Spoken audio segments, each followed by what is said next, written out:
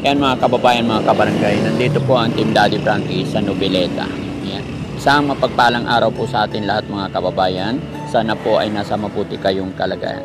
Mga kababayan, isang lolo po ang napanood ng Team Daddy Frankie sa upload po ni Sam Motovlog. At si Sam Motovlog ay humihingi ng tulong para makausap si tatay. So sa ngayon mga kababayan, pinuntahan namin dito sa lugar kung saan lagi nagtatambay si tatay. At ito nga po, nakita namin na namumulot siya ng basura. Samahan niyo ako mga kababayan para makausap natin si tatay. Ayan. Tay, magandang hapon po. Kumusta ka na, tay? Oh, tay, napanood ko yung video mo po kay Sam Motovlog. Oh, kumusta ka na po, tay? Ilang taon ka na, tay? 92. Po? 92. Medyo may edad na si tatay. So, ganito yan, tay. Tay, pwede ba upo tayo rito para mapag-usap tayo maayos? Upo ka, tay. Sige po. Kasi medyo matanda na si tatay, kaya paupuin natin. Yan.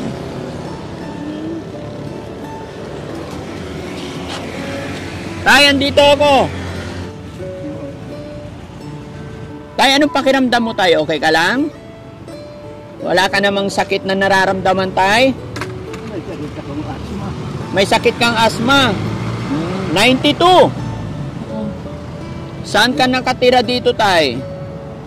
Doon sa may bombero. Sa bombero? Gaano ka nakatagal nakatira dyan, tay? Panahon pa ni Cory. Panahon pa ni Cory, nandito ka. Noveleta po? So, panahon pa ni Cory, ilang dekada na yon, di ba? Ilang taon ka nung nakarating dito, tay? Nung nakarating ako dito, mga edad ko, mga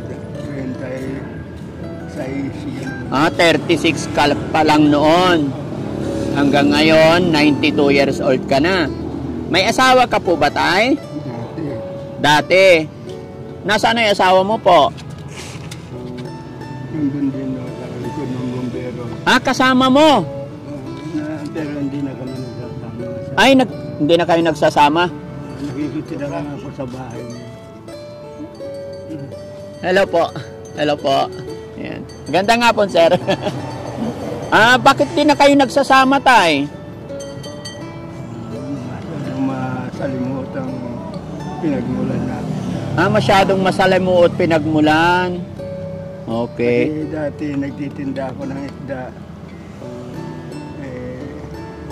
Yung kinukunan ko ng isda, may anak na matandang dalaga. Matandang dalaga? Yung kinukuhaan ninyo? O tapos, ano nangyari? Na-involve ako roon. Na-involve? Paanong na-involve? Nagkaroon kayo ng relasyon nung kinukuhaan mo ng isda? Nalaman niya nung mamatay yun. Nung namatay yung matandang dalaga, nalaman ng asawa nyo? Dahil lagi ako nandun sa burol. So, ibig sabihin tayo, may relasyon, nagkaroon kayo ng relasyon nung kinukuhaan mo ng isda. So, nagalit yung asawa mo. May anak ba kayo nung asawa mo, tay? Apat, pero tinakwil nila ako dahil sa pangyayari niya. May anak kang 4 dun sa asawa mo. Pero nung nalaman nila nagkaroon ka ng relasyon dun sa matandang dalaga, itinakwil ka nila? Nasaan yung mga anak mo ngayon, tay? Yung isa nasa Canada. Nasa Canada. Tapos yung 3, nandyan mga kasama ko. Kasama mo yung 3 mong anak? Minsan pinakakain nila ako.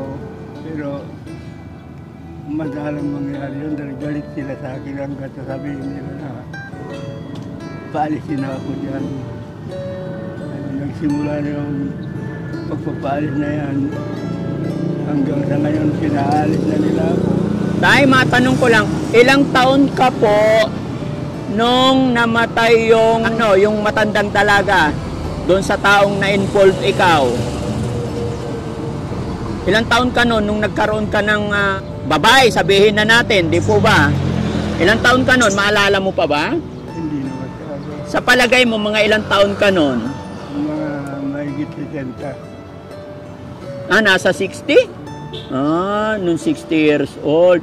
So, nung nalaman ng asawa mo na na-involve ka doon, hiniwalayan ka niya? Pinalayas ka sa bahay? Pinalaya sa bahay. Nung bandang uli, makaisang linggo siguro, pinabalik niya ako at doon na lang ako matutulog sa ibaba sa may simento. Siyempre malamig. Opo. Ngayon, nilagyan ko sa pila karton para makatulog man lang ako kahit konti. Oo. At hindi sumakita ang likod ko. Kasi sumasakit ang likod ko pagdating ng gabi. Dahil malamig. Sabi niya, doon ka sa taas mo higa, sabi niya. Opo. Binibiro-biro ko pa, sabi ko. Nagpalik yata ang pagmamahal mo sa akin.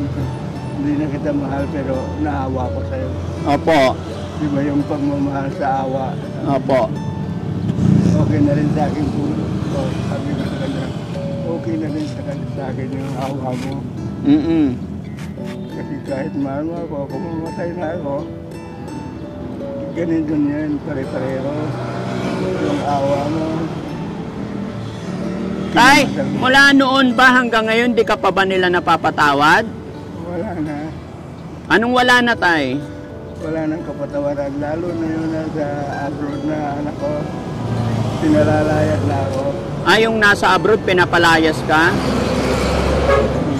Dumadalaw dyan, hindi niya ako sinisilip sa higaan. Pag dumalaw, di ka sinisilip. Kaya pagka naalala ko yun, nandun yung iyak na mo. Iyak na mamutal. Doon sa matandang dalaga na kung saan ka na-involved, di ka ba nagkaroon ng anak doon, Tay? Yun lang yung kinamatay niya. Nakunan siya. Nakunan siya kaya namatay. Kasi walang magpapagawa. Sabi nila, paras pa. Paras pa mo para malinis yung matres niya. Tay, nasubukan mo na bang humingi ng tawad sa mga anak mo at saka doon sa asawa mo? Napakaraming beses. Napakaraming beses na. Hindi ka pa rin talaga napatawad. Wala raw kapatawaran. Wala raw kapatawaran. Sabi ko, Pero Tay, matanong kita, Tay, hindi naman kita masisi kasi tapos na yan. Pero may tanong lang sana ako. Nagsisisi ka ba sa nagawa mong kasalanan, Tay? opo. Nagsisisi ka? Okay, Tay. Ganito na lang. Ipag-pray mo na lang po. Kasi yung anak mo at asawa mo, tao rin lang yung mga yan. Ipag-pray mo lang parati, no? Balang araw, mapapatawad ka rin nila. Ilang taon na ba yung asawa mo ngayon, Tay? 65. 65 siya, mas bata siya. Tapos ikaw, 92. Tay, ano pangalan mo ulit, Tay? Roberto de Guzman. Roberto de Guzman. Tay, saan ang province mo? Pangasinan. Saan sa Pangasinan, Tay? San Carlos. Taga Malasikiak, Tay.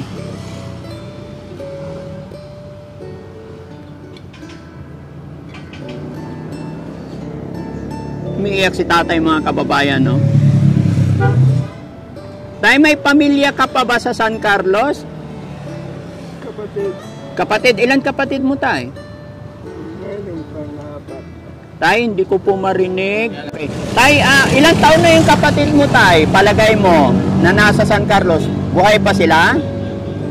Siguro mga bandin yung sumunod sa akin. Mga matanda lang ako ng isang taon. Matanda. So, 91 siya. Sige. Tay, okay lang ba tanggalin natin sombrero mo para makilala ka ng pamilya mo sa San Carlos? Ayan. Roberto de Guzman, Tay. Ayan. Family de Guzman. So, Tay, ginawa mo naman na ang lahat. Humingi ka ng tawad sa dati mong asawa at mga anak di ka nila mapatawad. So, paano ka nabubuhay ngayon, Tay? Dito sa karitong ko. Dahil sa kariton. Saan ka natutulog? Minsan dito sa bombero. Minsan doon sa bumbero. Nakakaya mo pa bumalik sa bumbero? Napansin ko kasi tayo, yung hina mo na maglakad. Mahina na. Magkano kinikita mo araw-araw, Tay? Sa ngayon wala akong kinita dahil hindi ko ko naibenta yung kinarakaw ko. Hindi mo na ibenta, no? Ito yung mahirap na sitwasyon ni tatay, mga kababayan. Although hindi ko masisi yung kanyang pamilya, kanyang asawa at kanyang mga anak dahil hindi pa raw nila napatawad, pero hiling ko sana later on mapapatawad nila ang kanilang magulang, no? Gaya ng aking sinabi, tay, sana mapatawad ka na nila, ipag-pray natin. So siguro, tay, kasi nakikita ko hindi maganda sitwasyon mo dito, manawagan ka na lang muna sa iyong mga anak. Sila kasi yung una talaga dapat tutulong sa'yo, na sana mapatawad ka nila. Kaya mo bang makipag-usap tayo ngayon? Baka sakaling mapanood nila itong video na to. Nga pala, tay, ha? Naka-video tayo. Ako po si Daddy Frankie. I-upload ko tong video na to. Okay lang ba? Okay lang. O, baka sakaling mapanood ng mga anak at asawa mo to. Pwede kang manawagan, tay, para mapatawad ka nila. Humingi ka ng kapatawaran sa nagawa mo. Although hindi ko naman alam kung ano talaga. Sige, tay, baka sakali. Patawarin mo ko.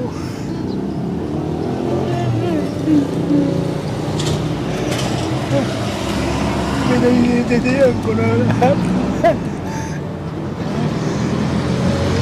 Lunis,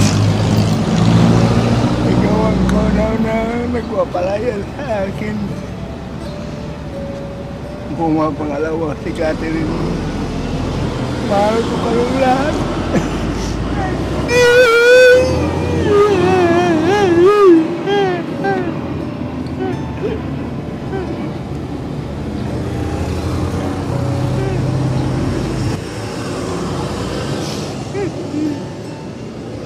Kahit hindi nyo na ako mahal, mahal ko na mahal ko kayo. Dahil kayo ang aking kayamanan na. Hindi naman lang ako, hindi naman ako talaga mapatawad. Ipagpapadyos ko na yan. Naghanag dumating ang araw. Maaralan mo ako. Naghihirap dito sa kalsada. Patawad na. Patawad. Okay. So ayan, mga kababayan, hindi ko alam kung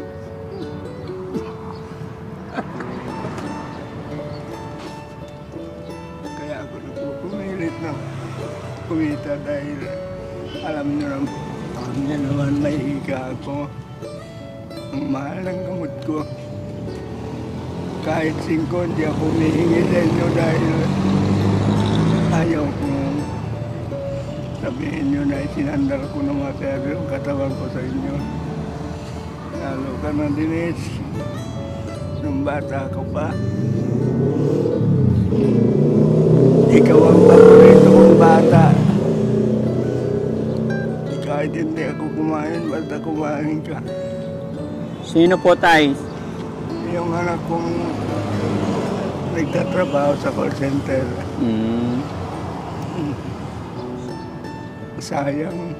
Sayang. Napakabait na bata dati. Opo. Pero nung na-involve ako dito sa babaeng sinukunan ko ng isda, nagalit na rin sa akin. Nung nagsimulang Tinakwil ka nila. Okay. So, tay, wala akong sinisisi dito. Basta ang akin lang, ipag-pray natin na sana mapatawad ka na nila, ano? At, ayun, sana sa mga anak, yun, mapatawad nila si tatay dahil alam ko, nakikita ko mga kababayan si tatay, mahirap man sabihin, pero ang katotohanan sa edad niyang ito, nakikita ko medyo mahina na rin talaga si tatay, pero pilit pa rin niyang naghahanap buhay para sa kanyang sarili, ano? Tay, yung mga kapatid mo, baka sakaling mapanood nila or kamag-anak mo sa Pangasinan, sa San Carlos. Saan ba sa San Carlos, Pangasinan? Mamarlao. Oh. Kausapin mo yung mga kamag-anak mo, baka sakali may makapanood ito, tay. Kahit yung mga kapatid mo na lang tumulong sa'yo, makuha ka nila rito. Fernando, tulungan mo ako. Mayroon naman truck yung manugang mo. Baka pwedeng kargahan mo na lang ng krudo, makuha mo lang ako dito. Alam ko na mamamatay na ako dahil pahina ako ng pahina. Ayaw kong mamatay dito.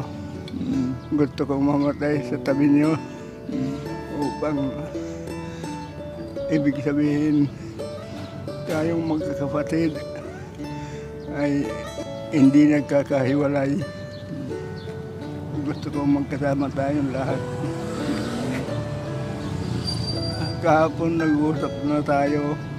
Iba to dahil ibang vlogger yung tama tayong nag-interview sa akin. Kaya sana yung sabi mo sa akin na pupuntahan mo sina Leti, huwag mo nang banggitin kung ano sinabi nila sa akin dahil noong pa man nagkagalit kami ng batang yan. Ayaw kong maulit yun dahil gusto ko magkakasama na tayo. Maraming salamat sa iyo, Fernando. Okay. Yung Fernando tayo, kapatid mo siya? Panganay ka na 1 taon? Okay. So yan mga kababayan, sa mga kapanood nito, regalo na lang natin kay tatay. Share natin ang video ito para makaabot sa kanyang pamilya. Ayan. Tay, isa na lang, kaya pa?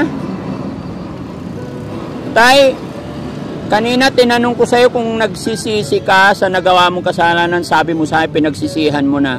Pwede bang bigyan mo sila ng payo para hindi na sila matulad sa iyo, yung mga kababayan natin? Mga kababayan, ang nangyari sa akin, wala na susuwaran. Para hindi kayo masira na tulad ko. Mayroon naman siguro kayong sariling isip. Alam niyo yung ginawa ko pinakamasama. Dahil mayroon akong pamilya, pinagpalit ko lang sa isang banyerang isda. Pinagpalit mo sa isang banyerang isda. So ayan mga kababayan, hindi ko na masyadong tatagalan kasi alam ko may asma si tatay ayon sa kanya. At sinabi niya mga kababayan, mahirap ipaliwanag pero para siyang nagpapaalam. So sana mapanood ito ng kanyang pamilya, no, sa mga anak bago po mahuli ang lahat.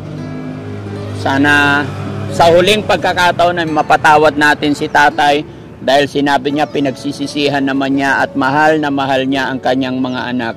Hindi man nyo siya mapatawad, sabi niya, magpipray pa rin siya. So mga kababayan, lalong-lalo na sa mga kapatid ni tatay dito sa Pangasinan, San Carlos, makipag-ugnayan po sana kayo kay Daddy Frankie. Kung willing po kayo, sana na tanggapin si tatay. Pwede ko pong ihatid si tatay mula rito papuntang San Carlos. Basta mayroon lang pong kasiguraduhan na may tatanggap kay tatay. Tay, gaya na sinabi ko, ako si Daddy Frankie, pipilitin kong makipag-communicate sa mga kapatid mo. Ngayon kung makipag-usap ako sa kanila at tatanggapin kanila doon, kasi hindi ko rin po pwedeng dalhin kita na walang tatanggap sa'yo. Sana doon din sa mga anak mo, sa asawa mo, makakuha rin kami ng impormasyon kung anong desisyon nila kasi ikaw pa rin ang ama nila, may karapatan pa rin sila. No? Basta ako, tutulong lang po ang Team Daddy Frankie sa abot ng aming mga kaya. Pero kung sinabi mo na hindi ka nila mapatawad, mga kababayan, ayaw kong manghimasok sa problema, tutulong lang po ako. Sabi ni tatay, alam niya pahina siya ng pahina at bago daw siya mamatay, gusto niya makasama ang kanyang mga kapatid dahil hindi pa daw siya napapatawad ng kanyang pamilya. Pero kung makausap ko sana po ang kanyang mga kapatid, mga kababayan, ay willing po ang Daddy Frankie tayo na ihatid ka sa mga kapatid mo. Kung sakasakali tayo, saan ka namin pwedeng balikan? Saan ka nag-i-stay parate? Dito sa kanto. Dito lang lagi. O sige. Tayo, nagmerienda ka na ba? Ayan, mga kababayan, nandito si Dexter, kasama ko ang aking anak. Halika anak. Ayan. O tayo, bumili yung anak ko. O anak ko anak ko yan. Tinapay. Pagpasensyahan mo na yan tayo, ha? Tsaka tubig. Oh, inom ka tubig, tay. Ha? Puka dyan, nak. Yan ka lang. Ayan. At bibigyan din natin ng kaunting tulong si tatay, no? Kasi hindi ko alam, mga kababayan, kung kailan ako makakabalik kasi may pag-ugnayan ako sa kanyang kapatid kasi ako taga Pangasinan din. Tapos may biyahe kami going Pangasinan bukas.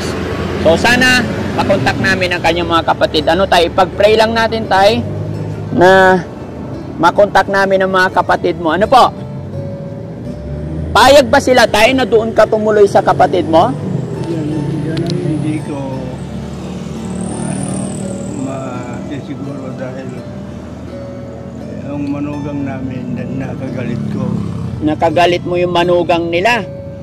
Yung magulang na. Hayaan mo na yun tay, baka matagal na yun, patawad ka na rin nila, ano? Gaya ng sinabi ko, ipag-pray natin. No? Wala naman mawawala sa pagdasal kundi pagpapala ng may kapal. Opo. Yung away namin ng manugang niya, nagugat na. Galit na galit sa akin yun. Kaya nawala yung sing-sing niya na wedding ring niya. Nawala. Sa akin ibinibintang. Sa'yo ibinibintang? Dahil ako lang ang nakatira sa bahay. Oo. Kaya pinalaya ako sa bahay. Pero sabi ko sa kapatid ko, hindi ko ginalaw yung sing-sing na yan. At hindi ko gagawin kahit Opo. kung gusto nyo, hanapin natin at ang magtuturo sa atin ang Panginoon Diyos. Panginoon. O, tama ka tay. Lahat ng kasamaan ay hindi magbubunga ng kabutihan. Ano't ano man, no? Ipagdasal natin tay, may awa ang Panginoon, no? Okay? Sige.